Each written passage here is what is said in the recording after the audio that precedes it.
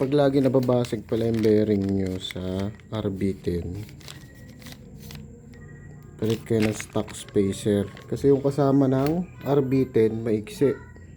Ito yung kasama, binaklas ko. Yung iba ginagawa dalawang bearing yung dito, dalawang bearing dito ginagawa. Ganun yung ginawa ko nung una kasi bago pa. Nung tumagal lagi nababasag. Ngayon kumpara natin, ito yung SGP sa kanan, yung silver. Tapos ito yung sa RCB, yung item RCB, SGP. Babalik natin. Ito yung gagamitin nating spacer.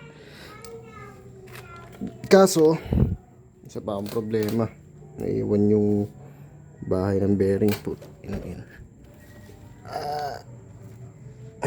Ito, lagyan ko muna ng brake fluid sa loob.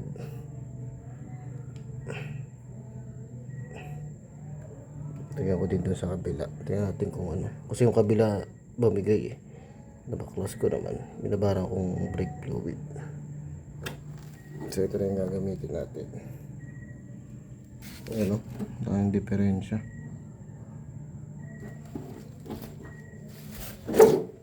Para natin. So kung ang solusyon is dalawang bearing, subukan natin. So ibig sabihin ganito kapal, no? Tapos pa nga rin ng konti. Hindi, parang sakto naman.